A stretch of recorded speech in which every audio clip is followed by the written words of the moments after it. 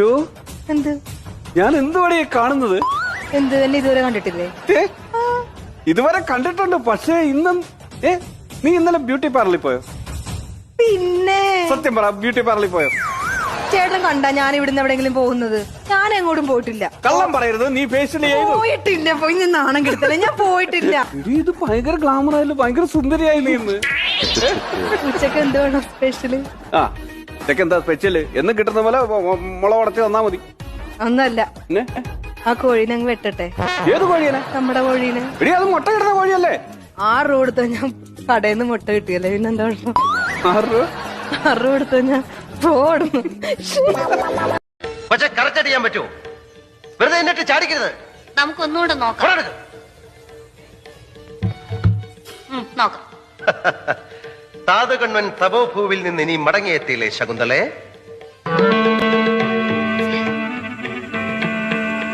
ഇനി മടങ്ങിയെത്തിയില്ലേ ശകുന്തളെ? ഡയലോഗ് പറയൂ. എനിക്ക് അറിഞ്ഞൂടാ. അറിയില്ലേ? ഇന്ന് രണ്ടിലൊന്ന് തീരുമാനം. എവിടെ എന്താ താരകണ്ണൻ തപോഭൂവിൽ അവനെ നീ തോക്കിന്റെ സാധനം വാങ്ങിക്കാൻ പോയപ്പോഴേ അവിടെ മെഡിക്കൽ കോളേജിന്റെ ഫ്രണ്ടിൽ വെച്ച് നിന്റെ ഇളയ അനിയത്തിയെ ഞാൻ കണ്ടു. അയ്യോ എന്റെ ദൈവം, നിങ്ങൾക്ക് അറിഞ്ഞാ ഞാൻ 2ാമത്തെ മോള് ഗർഭിണിയാ. അവളെ പ്രസവത്തിന് അഡ്മിറ്റ് ചെയ്ത് എന്റെ കൊച്ചിന്റെ അടുത്ത് എനിക്ക് പോകാൻ പറ്റില്ല. ഇത് ആരോട് പറയണ്? ഇടി പ്രസവാദി കയറി അവളെ കണ്ടിട്ടല്ലേ ഞാൻ പറഞ്ഞത്. എന്റെ കൊച്ചിനെ കണ്ടു. എന്നിട്ട് എന്റെ കുഞ്ഞിന് അങ്ങനെ ഉണ്ട്. കുഴപ്പമൊന്നുമില്ല, പെയിന് വന്നും പോയൊക്കെ ഇരിക്കണം. അവനെ പ്ലെയിൻ വന്നും പോയി നെടുമ്പാശ്ശേരി എയർപോർട്ടോ. എടി പെയിൻ വേദന. പിന്നെ അങ്ങനെ പറ. പിന്നെ ഞാൻ ഡോക്ടറെ കയറി കണ്ടേ. എന്ത് പറഞ്ഞു? എന്ത് ഞങ്ങളതാ എന്റെ കുടുംബത്തിൽ കാത്തിരുന്നുണ്ടാവുന്ന ഒരു കുഞ്ഞാ ഭാവാനേ. ഒരു ഉത്തരവാദിത്തം കാണിക്കണമല്ലോ. പിന്നെ ഡോക്ടറെ അടുത്ത് കാര്യം ചോദിച്ചു. സുനന്ദമോളെ പരിശോധിച്ചു, കുഴപ്പമില്ല, നിങ്ങൾ ആരും ടെൻഷൻ അടിക്കണ്ട, കൊച്ചിന്റെ വയറ്റിൽ അനക്കം ഉണ്ടെന്നു.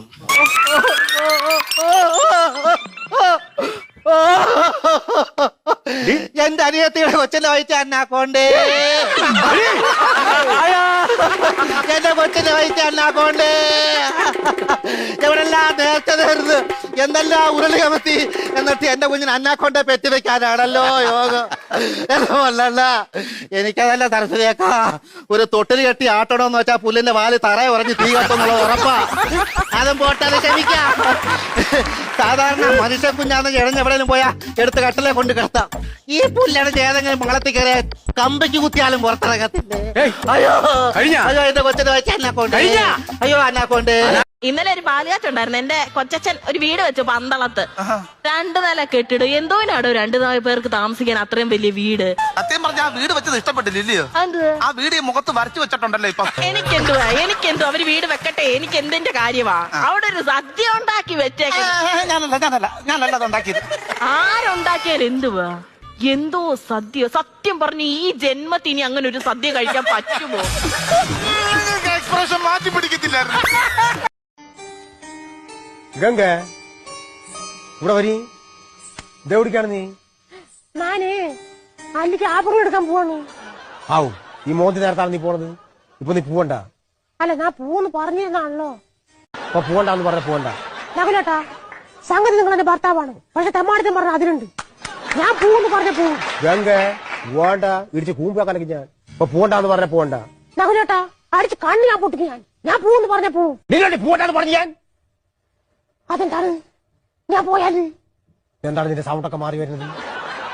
അപ്പൊ നീ ഇവിടെ പാട്ടെ. ഏത് ഭാഷയാണത്? അയോഗ്യ നായേ. ആര്? നാനാ? ഇതൊക്കെ ദുർഗാഷ്ടമി. ഇന്ന് ഞായറാഴ്ചയാണ്. ഇന്ന് ഞാൻ കൊന്നു കെട്ടി കണ്ടതുണ്ടമാക്കി രണ്ടാടിക്കൊക്കെ പറഞ്ഞു. അയ്യോ നകുലേട്ടാ, ഞാൻ ഇവിടെയാണ്. നിന്റെ തന്തയുടെ വീട്ടിൽ ഭക്ഷണത്തിൽ കെട്ടിയാണ്. ഇല്ല നകുലേട്ടാ, ഞാനിപ്പോ പറഞ്ഞല്ലോ. ഞാനിപ്പോ എന്താണ് പറഞ്ഞു? കരച്ചിൽ വരുന്നുണ്ട്. ഇപ്പൊ കരയും. വിഷമം കൊണ്ട് ചോദിച്ചു. പണ്ടുപോലെ എനിക്കുള്ള ആഗ്രഹമായിരുന്നു നല്ലൊരു ജീവിതം എനിക്ക് വേണമെന്ന്. അങ്ങനെ വീട്ടുകാരെ നാട്ടുകാരെ എതിർത്തിട്ട് ഞാൻ അയാളുടെ കൂടെ ഇറങ്ങി വന്നേ. പക്ഷെ എനിക്ക് ഇനി അയാളുടെ കൂടെ ജീവിക്കാൻ പറ്റത്തില്ല. ഞാൻ നിങ്ങൾ മുമ്പാകെ പറയുക.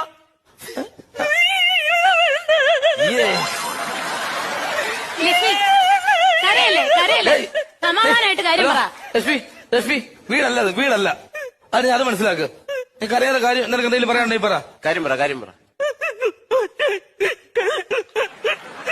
എടി കൊഞ്ഞണം കുത്താതെ കാര്യം പറയടി അങ്ങോട്ട്. അതായത് 16 വർഷം ഞങ്ങളുടെ കല്യാണം നടന്നിട്ട് എന്തൊരു സ്നേഹത്തോടു കൂടിയാണ് ഞാൻ എന്നോട് ഇറങ്ങി വന്നതെന്നറിയാമോ? എന്നെ ഭയങ്കര ഇഷ്ടമായിരുന്നു. എന്ത് ഞാൻ ചോദിച്ചാലും കൃത്യമായിട്ട് എനിക്ക് മേടിച്ചിരുന്ന വ്യക്തിയായിരുന്നു. പക്ഷെ ഇപ്പം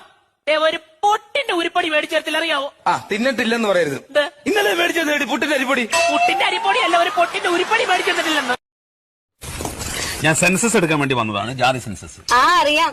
എനിക്കിവിടെ ടിവിയും ഫ്രിഡ്ജും വാഷിംഗ് മെഷീനും അവനും പിന്നെ പട്ടുസാരിയും ഒക്കെ ഉണ്ട് സാറേ. അപ്പുറത്തെ വീട്ടിൽ അവളില്ലേ, അവൾക്കിതൊന്നുമില്ല, എല്ലാം വെറുതെ പറയണതാ. ഇതൊക്കെ എന്തിനാ നിങ്ങൾ ആദ്യം പറഞ്ഞത്? ചോദിക്കുമ്പോ പറഞ്ഞാൽ മതിയല്ലോ. ഭർത്താവ് എവിടെയാണ്? അകത്താ സാറേ. ഭർത്താവ് അകത്തിരിക്കുകയാണോ? പുറത്തേക്ക് വിളിക്ക്. അയ്യോ ആകത്തല്ല, ജയിലില്ല.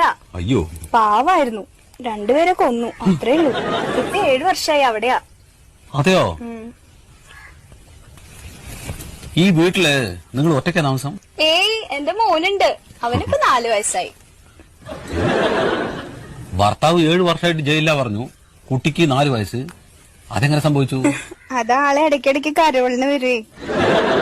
കരോളോ? ഈ ജയിലിൽ നിന്ന് ഇടയ്ക്കിടയ്ക്ക് വിടില്ലേ പുറത്തേക്ക്, കരോള്. പരോള്. ആ ചില സ്ഥലത്ത് അങ്ങനെയും പറയും. ശരി, പേര്? വത്സല. ആടുകളെ കൊണ്ട് നടന്ന് മോളെ പെണ്ണുങ്ങൾക്ക് എല്ലാം അങ്ങ് കടം കൊണ്ട് പണി. ആ വത്സല 1250 രൂപ തരാനുണ്ട്, തന്നവള്. മനസ്സിലേ ആ. മനസ്സിലേ അയ്യോ വത്സല ഇല്ലാതെ തന്നെ അങ്ങ് കുഴയുക. മനസ്സിൽ 1300 രൂപ തരാനുള്ളായിരുന്നു. അപ്പൊ ഞാൻ പറഞ്ഞ പൈസ തരണം അവൾ 1000 രൂപ എന്റെ കയ്യിൽ കൊണ്ട് തന്നു. ബാക്കി 300 രൂപ അവള് പറഞ്ഞു കൊച്ചിന് സ്കൂൾ തുറക്കുമല്ലേ, ബാഗൊക്കെ വാങ്ങിക്കാൻ പൈസ ഇല്ല എന്നാ, അതുകൊണ്ടാ ബാക്കി 300 രൂപ പിന്നെ തരാന്ന് പറഞ്ഞപ്പോ ഈ 1000 രൂപ ഞാൻ അങ്ങ് തിരിച്ചു കൊടുത്ത. പിള്ളേരുടെ കാര്യമല്ലേ, നടക്കട്ടെ. ഓമന പൈസ തന്നായിരുന്നു, ഒരു 750 രൂപ മറ്റോ വരും. എടി നീ എന്താ പെണ്ണാടി, നിന്റെ കൂട്ടിരുന്ന് കച്ചവടം ചെയ്യാവുന്ന ഓമന.